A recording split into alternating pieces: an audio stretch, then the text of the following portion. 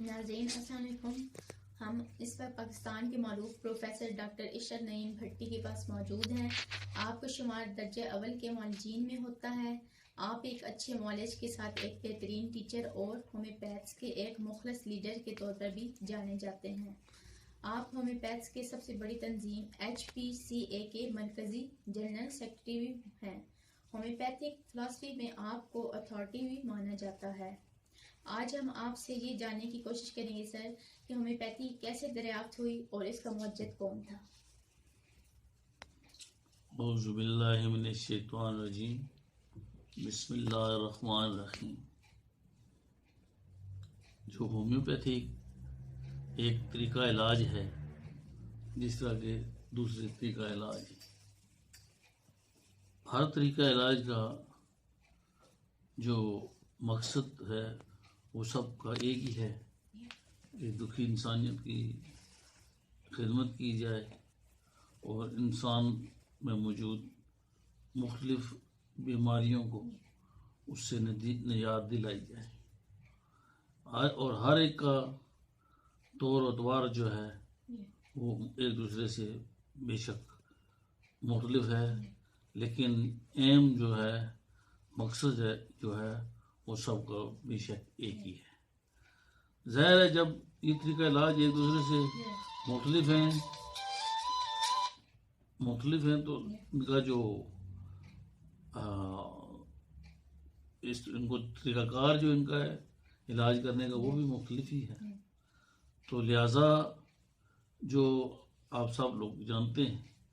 کہ ایک جو شروع سے جو طریقہ علاج تھا اس کو ہم طب یونانی یا اسی طرح آیویدک بھی اور دوسرے بھی پرانے جو طریقہ علاج تھے وہ ان کا اپنا ایک طریقہ کار تھا.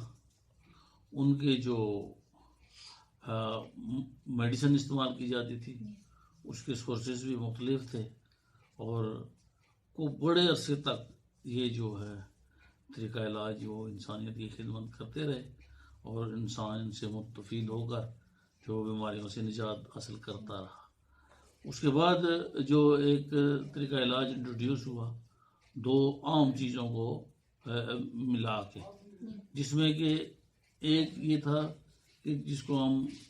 معالج طبیب کہتے ہیں جو ہے نا وہ اس میں آپ کے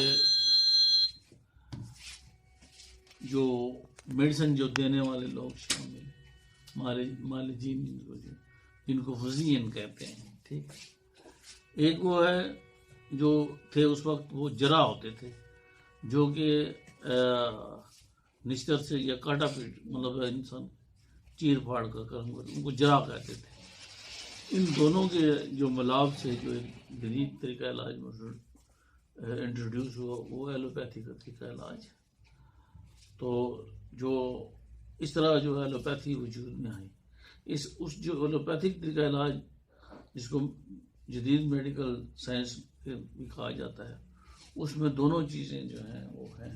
یعنی فزیشین بھی ہیں اور جو سرجن بھی ہیں. یعنی کہ جو جراح کا کام تھا وہ سرجنوں نے سنبھال لیا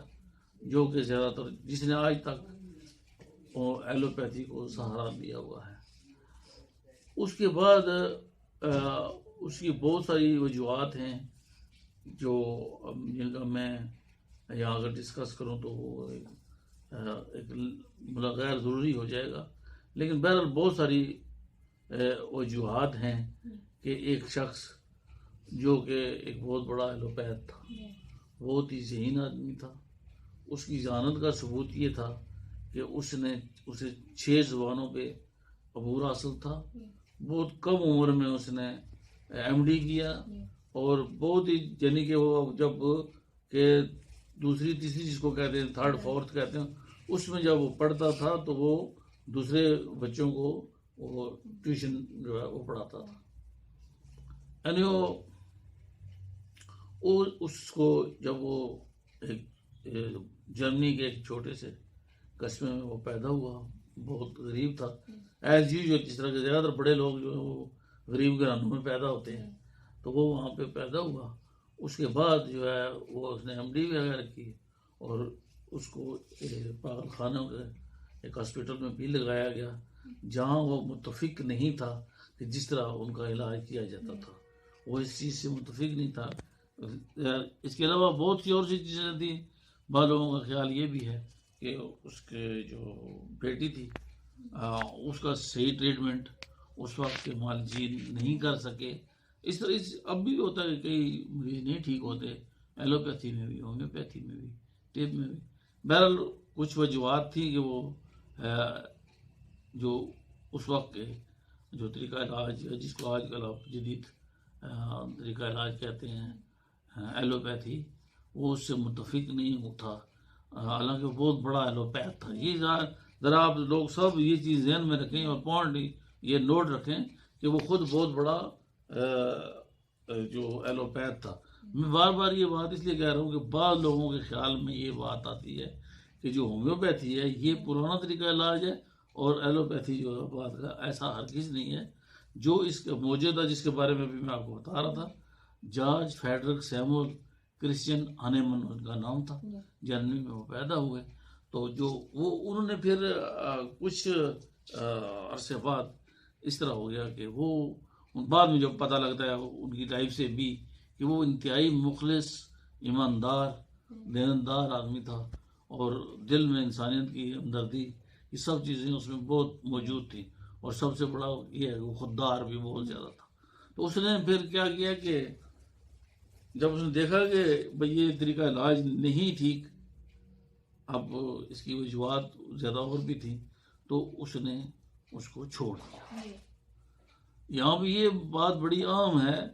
کہ اس وقت تک اسے کوئی یہ نہیں علم تھا کہ کوئی اور طریقہ علاج ہے یا نہیں ہے، یا کوئی ہومیوپیتھی علم، کچھ بھی نہیں۔ بس انہوں نے کہا یہ غلط ہے، یہ ٹھیک نہیں ہے، تو لہذا اس نے اس کو چھوڑ دیا۔ اور یہ بہت بڑی بات تھی کہ ایک بڑی اونچائی پہ جانے والا ایک غریب بہت اونچی جگہ پہ جانے کے بعد پھر اس کو چھوڑ دیتا ہے۔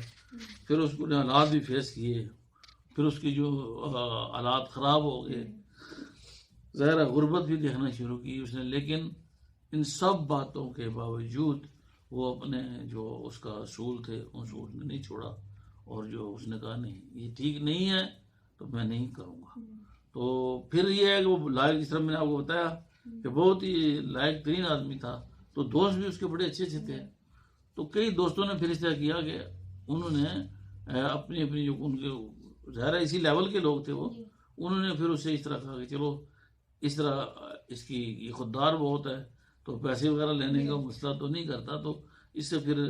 ٹرانسلیشنز کرواتے ہیں۔ تو انہوں نے پھر اپنی اپنی کوئی بکس دی، پھر وہ اب مختلف زبانوں میں وہ ٹرانسلیشن کرتا تھا ان کی۔ کرتے کرتے ایکچولی مسئلہ یہی ہے کہ اللہ تعالیٰ جو ہے وہ اپنے نیک بندوں سے کام لینا ہوتا ہے، اور اس طرح کے آدمی جس نے کہا جی ٹھیک ہے، اگر یہ ٹھیک نہیں ہے تو پھر اللہ تعالیٰ نے کہا ٹھیک ہے، اس کے ذمہ بھی پھر کچھ لگاتے ہیں جو اس کا قسم کا۔ تو پھر وہ کرتے کرتے اس طرح ہوا کہ اس وقت کا ایک ڈاکٹر تھے، ڈاکٹر کلن نام تھا ان کا، ان کی ایک بک کی ٹرانسلیشن کر رہے تھے ڈاکٹر ہانیمن صاحب۔ تو کرتے کرتے ایک جگہ جب پہنچے تو ایک درخت تھا جس کو سنکونا کہتے ہیں، اس کی افادیت کے بارے میں وہ بیان کر رہا تھا، وہ اس کی وہ ٹرانسلیشن کر رہے تھے۔ تو وہ جب وہ اس کے بارے میں وہ جو سنکونا میں آپ کو بتا دوں کہ ہم لوگ اکثر اب تو کم استعمال ہوتی ہے، لیکن میری عمر کے لوگ جب کونین کے بارے میں اچھی طرح جانتے ہیں جو ملیریا بخار میں استعمال ہوتی ہے، اس کے بارے میں یہ تھا کہ کونین دینے سے ملیریا بخار ٹھیک ہو جاتا تھا، اور ہوتا بھی ہے تھا۔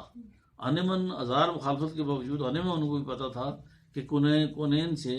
بخار ٹھیک ہوتا ہے۔ لہٰذا جب یہ بات لیکن اس چیز سے یہ نہیں مختلف تھا کیونکہ یہ کڑوی ہوتی ہے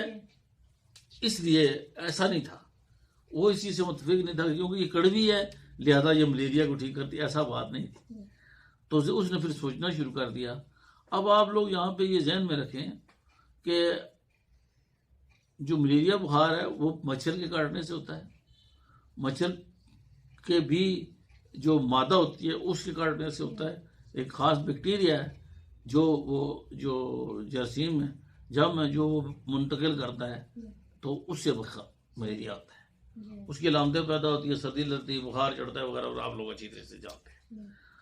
اب انیمن اب واپس آتے ہیں، انیمن نے اس وقت یہ سوچنے شروع کی کیا وجہ ہے، یہ وجہ تو ہرگز نہیں ہے کہ یہ کڑی ہے اس لیے، لہٰذا اس کے ذہن میں کیوں اللہ تعالیٰ نے بات ڈالنی تھی نا،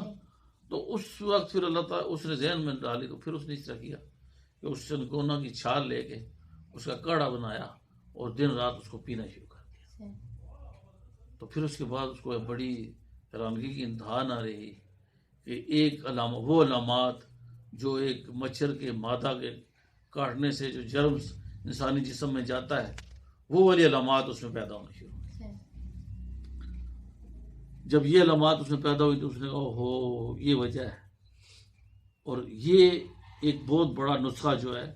وہ اس وقت اس کے ہاتھ آ گیا، اللہ تعالیٰ نے اس کو دیا کہ جو چیز زیادہ مقدار میں کوئی علامات پیدا کرتی ہے وہی تھوڑی مقدار میں ٹھیک کرتی ہے، یعنی کہ سنکونا کی جو کافی مقدار میں جو علامات پیدا ہوئی وہی چھوٹی سی، یعنی کونین چھوٹی سی گولی ہوتی ہے اس وہ ٹھیک کرتی ہے۔ تو اس چیز کو لے کر پھر اس نے آزمائش شروع کر دی، تو اپنے جو اس کے قریبی شاگرد تھے جو بہت ہی اس پر جان نثار کرتے تھے، ابھی تک بھاگے نہیں تھے کیونکہ کافی لوگ تو اس کی غربت کی وجہ سے، بہرحال وہ اس نے اکٹھا کیا تو اس نے سب کو بتایا، تو انہوں نے کہا کہ میں بھی اور آپ بھی اب ہم لوگ تجربات کریں گے۔ پھر اس نے یہ تجربہ کیا کہ ایک چیز لے لی، مثلا ایکونائٹ لے لیا، ایکونائٹ لی تو خود بھی کھائی اور اپنے شاگردوں کو بھی کھلائی، تو پھر اس کی علامات انسانی جسم میں پیدا ہونے شروع ہو۔ وہ علامات وہ بھی اور مبصر تھے وہ بھی نوٹ کرتے تھے، تو اس طرح وہ ایک مجموعہ علامات ان کے پاس آ گیا، ان کو لکھ لیا جاتا تھا اور پھر وہ ایک پوری میڈیسن بنی۔ یعنی اس وقت ایکونائٹ جو ہمارے پاس موجود ہے، بیلاڈونا جو ہمارے پاس موجود ہے، کیموملا، فاسفورس، جتنی بھی ہمارے پاس میڈیسن موجود ہیں، ان کی جو آزمائش ہے وہ زندہ انسانوں پہ کی گئی، پہلے ان کو کھلائی گئی، ان سے جو علامات پیدا ہوگی وہ نوٹ کی گئی، اور وہ اس وقت میڈیسن مٹیریا میڈیکا کی شکل میں ہمارے پاس موجود ہے۔ اب ہوتا کیا ہے کہ اب انیمن کو پتہ ہے اور ہمیں بھی پتہ ہے کہ جو چیز، کوئی کیمیکل، کوئی جڑی بوٹی، کوئی پوائزن، کوئی منرل، کوئی انسانی جسم میں علامات پیدا کرتا ہے تو اسی سے ہی ٹھیک ہوتی ہیں، لیکن مقدار میں کم۔ یہ ہومیوپیتھی کا وجود ہے، یہاں سے ہومیوپیتھی دریافت ہوئی۔ آج ہمارے پاس 2500 کے قریب میڈیسن پرووڈ موجود ہے، پرووڈ وہ ہم کہتے ہیں جو زندہ انسانوں پر وہ کھلا کے دی۔ اب یہ کیا ہے، یہ جو ہمارے پاس مٹیریا میڈیکا میں جو موجود ہے میڈیسن، ہم کو کہتے تو میڈیسن ہے، ادویات، یعنی کہ یہ کیمفر ہے، سلفر ہے، یا کوئی بھی میڈیسن ہے ہمارے پاس، سیپیا میڈیسن ہے، لیکن ایکچولی یہ سیپیا یہ آرٹیفیشل ڈیزیز ہے جو انیمن نے ہمیں بتایا ہے، وہ ہمارے پاس قید ہیں۔ اب ہوتا کیا ہے کہ جب بھی کوئی شخص ہمارے پاس آتا ہے ہم اس سے علامات لیتے ہیں، علامات لے کے تو پھر ہم ڈھونڈتے ہیں، یہ ہماری فنکاری ہے، اسی لیے ہومیوپیتھی کو فن بھی کہتے ہیں کہ ہماری فنکاری ہے، کون سا اچھا ڈاکٹر ہے، کتنا قابل ڈاکٹر ہے کہ جو مریض میں علامات پیدا ہوئی ہیں ویسی علامات کی میڈیسن بھی تلاش کر رہے ہیں جو ہمارے پاس موجود ہے۔ جب وہ ہمیں مل جاتی ہے تو پھر ہم اس سے اٹیک کراتے ہیں، یعنی کہ اس کی طاقت ہمارے ہاتھ میں ہوتی ہے، 30 میں، 200 میں، 1000 میں، لاکھ میں، اسی طرح کا مرض موجود ہے۔ جب ہم وہ اس کو دیتے ہیں تو مرض ٹھیک ہو جاتا ہے، وہ علامات غائب ہو جاتی ہیں، یعنی کہ لائک کیور لائک، سیملر، جب سیملر بالمثل ہوگا تو علاج ہوگا، یعنی کہ بالمشابہ طریقے سے جیسی علامات ہیں ویسی ہی علامات والی میڈیسن ہم اگر جو ہے وہ تلاش کر لیتے ہیں تو مرض کو ہمیشہ کے لیے ختم کر دیتے ہیں۔ یہ ہومیوپیتھی ہے۔